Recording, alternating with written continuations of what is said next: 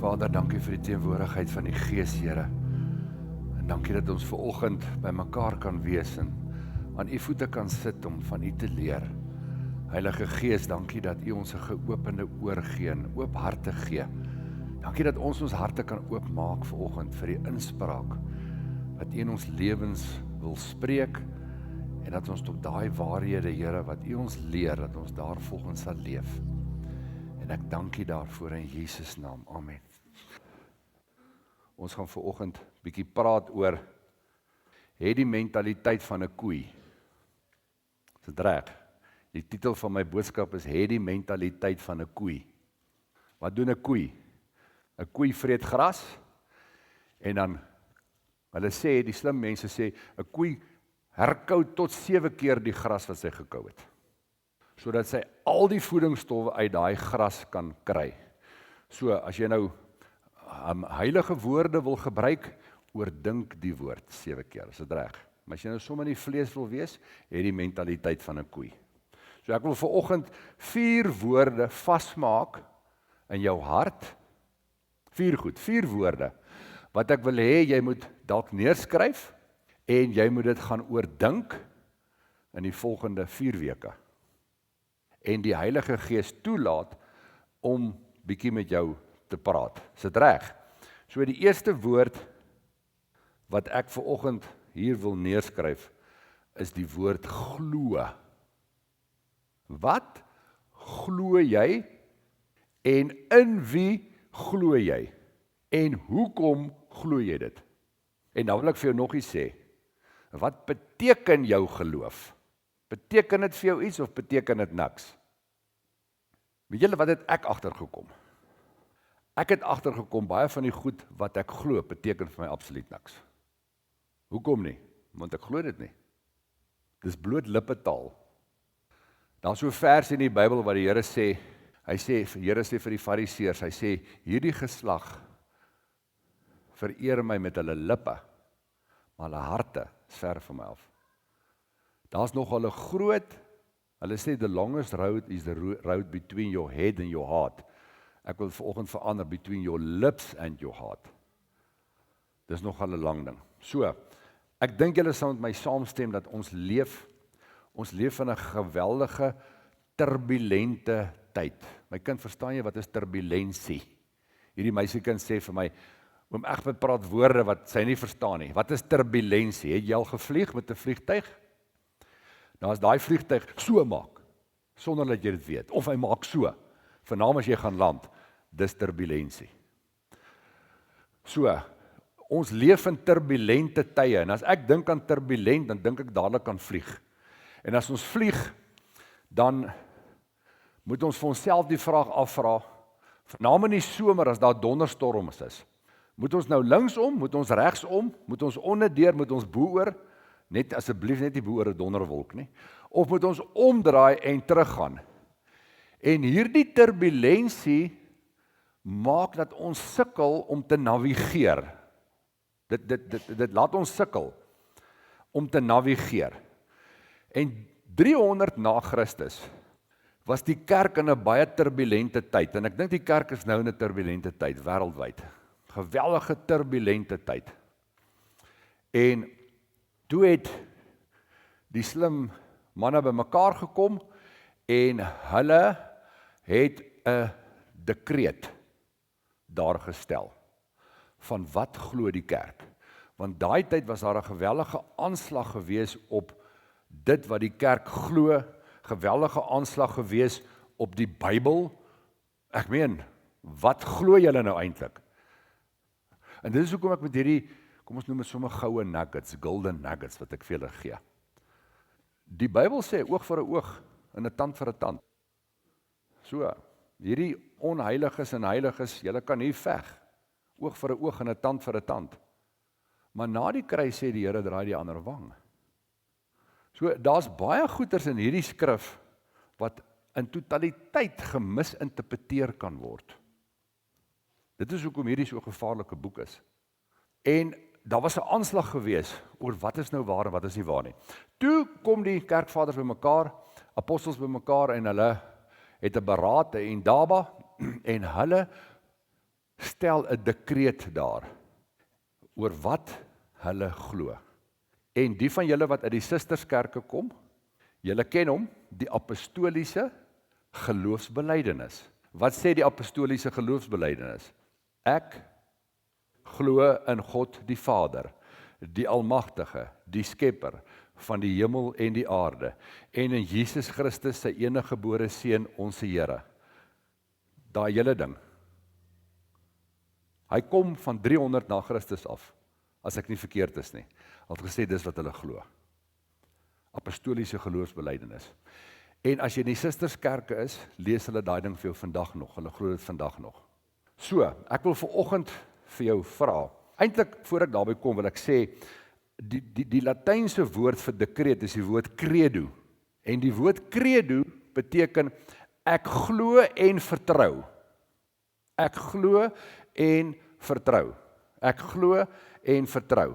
So, ek wil vanoggend vir jou vra, jy moet vir jou 'n dekreet daarstel, om deur hierdie turbulente tyd te kom. Wat glo jy en wat vertrou jy? Wat glo jy en wat vertrou jy? Kom ek gee julle die eerste ene. Hebreërs 13:5. Hebreërs 13:5. Ek sal jou nooit begewe en jou nooit verlaat nie. God praat, God is die outeur van die Bybel, is ek reg? God is die outeur van die Bybel. Ek en jy het die voorreg om saam met die outeur van die Bybel te sit, hy het die Gees vir ons gestuur, om die woord te lees. Wie van julle het die Here al hardop gehoor met jou praat? Enigeen hardop? Wil julle almal hom hardop hoor? Wil julle? Lees die Bybel net hardop. Dis al. Dis hoe eenvoudig dit is. Lees die Bybel hardop. God praat met jou. Gee net klank aan dit wat hier staan, dan praat hy hardop met jou. Goed, so, daar's 'n dekreet wat ons daar kan stel, wat jy vir jouself kan vasmaak. Ek sal jou nooit begewe of verlaat nie. Volgende ene, want ek weet, Jeremia 29:11, want ek weet watter gedagtes ek gaan julle koester, spreek die Here. Gedagtes van vrede, nie van onheil nie, om julle 'n hoopvolle toekoms te gee. Wie van jou wat hierso sit sê, weet jy wat, ek weet nie of ek so 'n hoopvolle toekoms het nie. Is jy elke dag op die plek waar jy sê jy het 'n hoopvolle toekoms? Och, julle is dan heilig vanoggend. Dis net ek wat nie altyd so voel nie. Partykeer wonder ek, wat gaan die toekoms inhou? Vir my kinders, vir my kleinkinders. Dink julle ek kan Jeremia 29:11 my dekreet maak?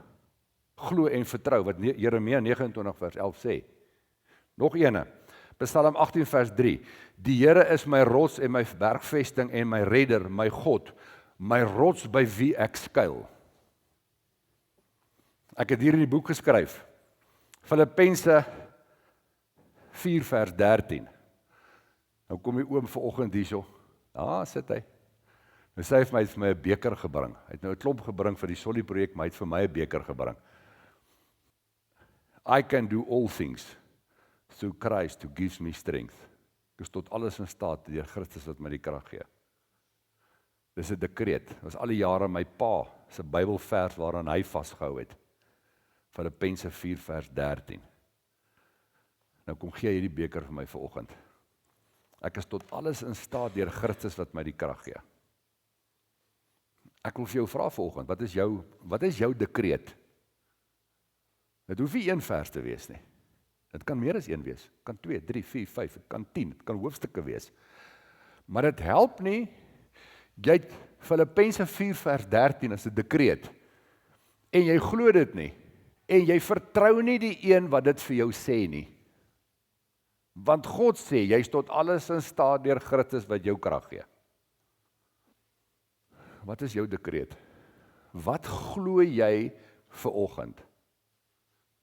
En dan wil ek vir jou vra, vertrou jy dit wat jy glo? Vertrou jy dit wat jy glo? Tweede woord is behoort. Behoort.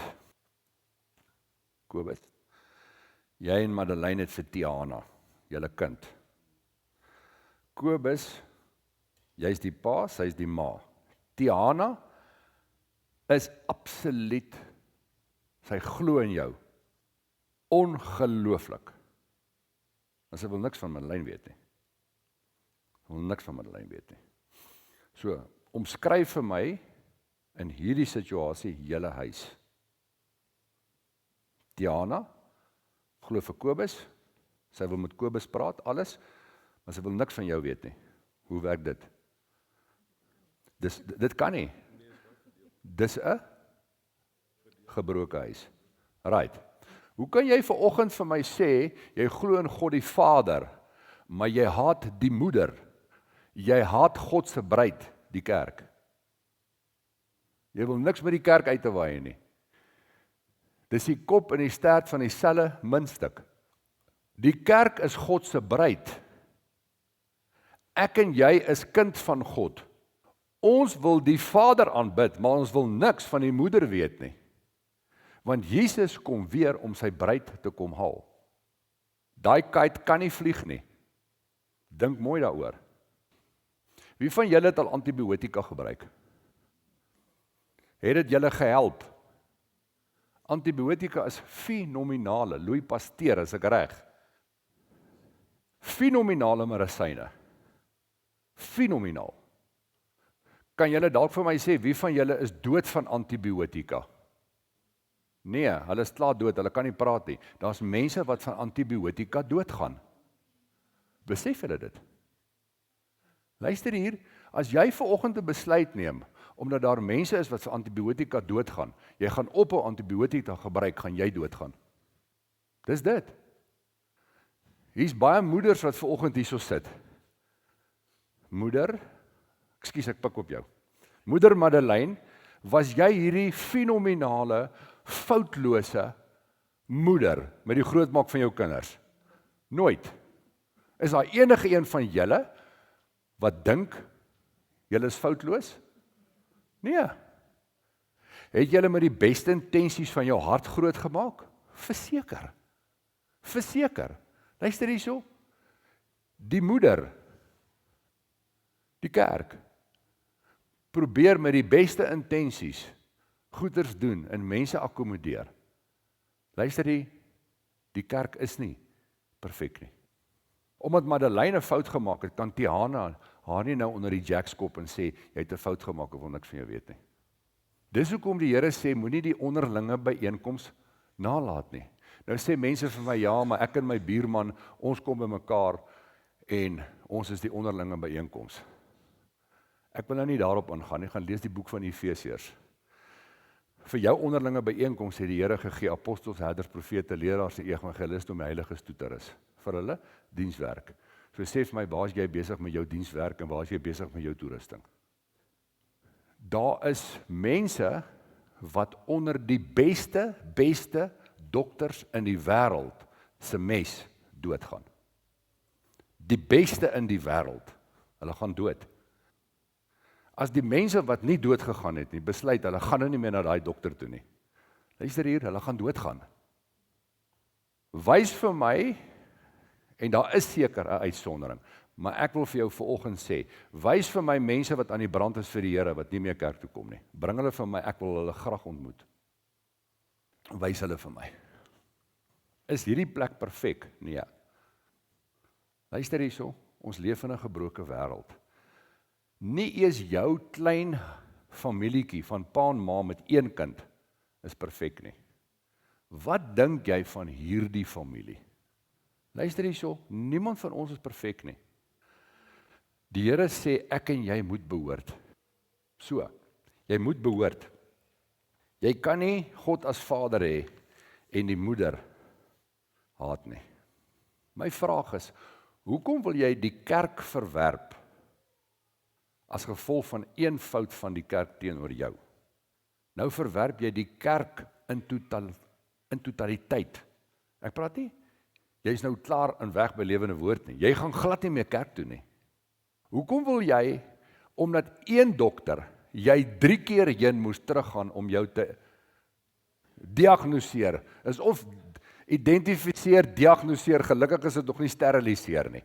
Nou is jy op 'n plek waar jy sê, ek is klaar met die dokters van die land. Ek is klaar, ek gaan nie dokter toe nie. Ek gaan nou maar eerder toe oor dokter toe. Of wat? Jy kan nie so redeneer nie, jy kan nie. Lukas was 'n dokter. As jy siek is, roep die ouderlinge, dat hulle oor jou bid, dat jou man, jou vrou, jou kinders vir jou bid. Luister jy, as dit nie werk, jy gaan dokter toe. En as jy 'n dokter kan vind wat nog vir jou bid, of is nog beter. Hy moet net nie vir jou rekening gee omdat hy vir jou bid nie. Maar gaan dokter toe, dat jy kan gesond word. Jy moet behoort. Die ander ene is verteenwoordig. Verteenwoordig is die derde woord. God verwag van my en van jou om hom goed te verteenwoordig. Ons moet 'n ware verteenwoordiging van die Here wees. Met ander woorde, ons moet in sy voetstappe wandel. Nou Mahatma Gandhi het die volgende gesê. Hy het gesê, if it wasn't for the Christians, the whole world would have been Christians. Dis kwaai. Hy wou, wat 'n moslim is, as ek dit nie verkeerd het nie, Lampie, hy is 'n moslim, nee. Hy, wat 'n moslim is, wou 'n Christen geword het. En toe sê hulle vir hom, hy kan nie 'n Christen word nie, want hy's 'n Indiër. Toe bly hy 'n moslim. Hy sê, if it wasn't for the Christians, the whole world would have been Christians. Maar hoor mooi wat sê hy verder. Hy sê, I like your Christ. I do not like your Christians.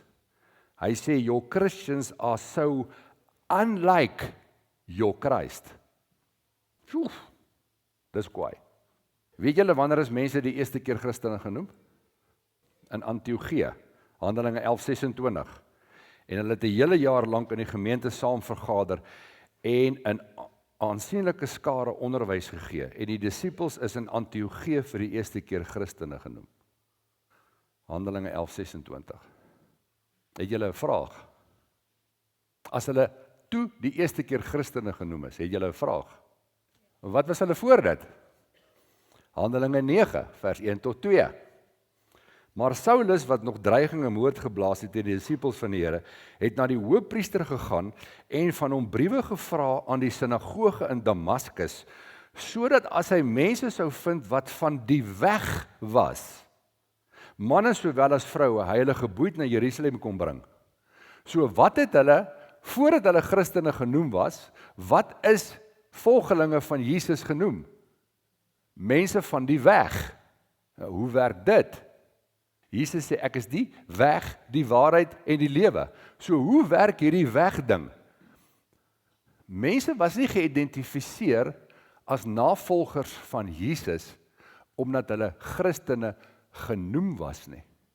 Hulle was navolgers van Jesus geïdentifiseer, omdat hulle die weg bewandel het, wat Jesus bewandel het. Die weg. Oom Lampie, oom kon daai tyd geleef het, oom kon gesê het, oom is 'n Christen, ou Saulus sal niks aan oom gedoen het nie. Want oom se wandel het nie gelyk asof oom Jesus gevolg het nie. Don't talk the walk, walk the talk. Dis nogal 'n kwaai ding. Hulle is geïdentifiseer in hoe hulle gewandel het. Goed, omdat hulle die weg in so 'n mate bewandel het, was hulle geassosieer met Jesus. Okay, nou kom daar alweer 'n vraag op. Daar's twee redes hoekom mense nie Christene is nie. Daar's net twee redes hoekom mense nie Christene is nie. Wie kan vir my sê, uit dit wat ek nou gesê het, kom jy moet nou dink, vinnig dink. Hoekom is alle mense nie Christene genoem nie? Of hoekom is alle mense nie Christene nie? Net twee redes. Die eerste ene, daar was nog nooit 'n Christen gewees wat vir Alet vertel het van Jesus nie. So sy kon nog nooit Jesus aanneem en 'n Christen word nie. Dis die een rede. Die ander rede hoekom Alet nie 'n Christen is nie, sy het die Christene ontmoet, maar sy wil niks van hulle weet nie. Dit kom weer terug na ons toe. Die laaste een is dien. 1 Petrus 2 vers 4 sê die volgende, kom na hom toe, die lewende, luister mooi, die lewende steen. Nie die dooie steen nie, die lewende steen, wat deur die mense wel verwerp is, maar by God uitverkore en kosbaar is. Hy sê, en laat julle ook soos lewende stene opbou tot 'n geestelike huis, 'n heilige priesterdom om geestelike offers te bring wat aan God welgevallig is deur Jesus Christus. Dis jou welgevallige, die skrif sê, stel jou liggaam as 'n heilige en aan God welgevallige offer. Welgevallige offer. As jy na Jesus se lewe kyk, die ding wat bo alles uitstaan, hy het nie gekom om gedien te word nie, hy het gekom om homself te dien. Dis die kenmerk van Jesus. Die Here het my geroep om die worship leader te wees, maar daar's geen dienaarskap nie. Die Here het my geloop om 'n voorloper te wees, maar daar's geen dienaarskap nie. Luister hierso, jy dien eers, dan jy die worship leader. Jy dien eers, dan jy 'n voorloper. Jy dien eers, dan jy profeties. Jy dien eers, dan jy evangelisties. Jy dien eers, dan is jy die basic van ons, die basis van ons elkene is om te dien. En uit daai dienaarskap uit is daar 'n ding wat die Here jou gawes en talente gegee het. Maar die basis van dit is dien. En dis wat niemand wil doen nie. Dis wat bitter min van die kerk wil doen, is om te dien. God roep jou om te dien. God roep ons elkeen om 'n lewende, neerleggende lewe te hê.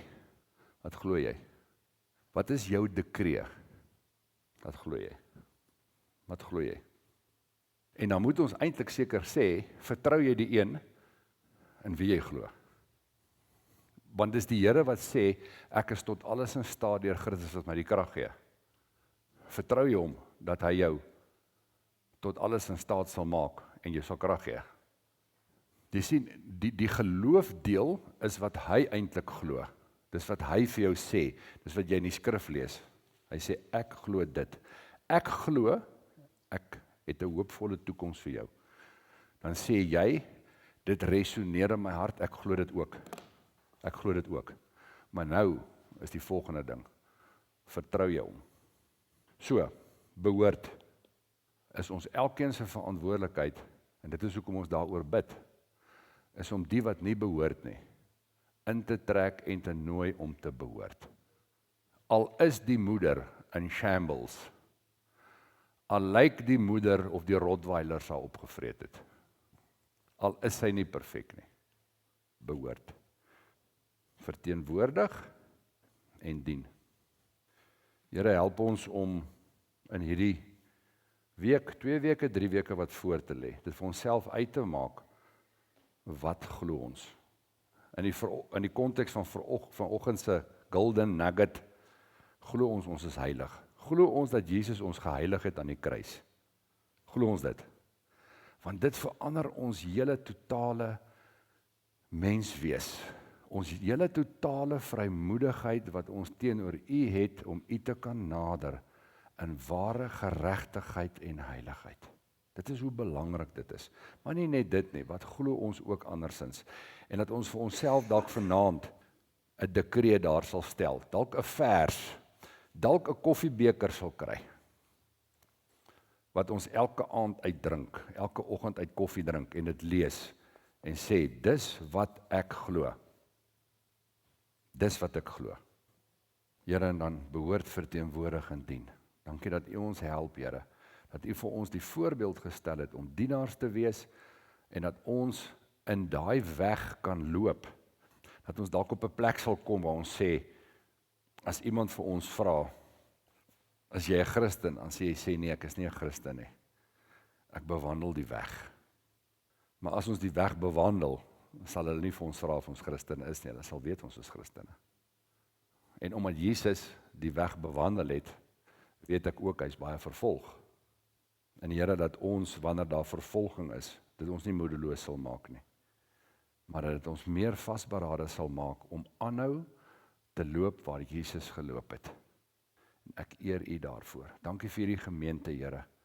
Dankie vir 'n gemeente wat dalk vanoggend sommer net wil sê, Here, U is wonderlik. Daar's niemand soos U nie. Ons is dol verlief op U. U is die beste Vader wat daar is. Dankie dat U ons hou vas. Dankie dat ons in U hand is en dat U ons sal help om deur hierdie turbulensie te navigeer om op 'n plek uit te kom waar dit weer beter is en stiller is. En ons eer U daarvoor. Here, dankie dat ons vanoggend 'n besluit kan neem om op U te fokus. Toe Petrus op U gefokus het, het hy op water geloop. Toe hy op die storm gefokus het, het hy gesink. Here, help ons deur U Gees om fokus te behou in die naam van Jesus. En ons dank U daarvoor. Vader, mag hierdie week 'n geseënde week wees vir ons elkeen. Dankie dat ons nou maar eenmal U geseëndes is. In Jesus naam. Amen.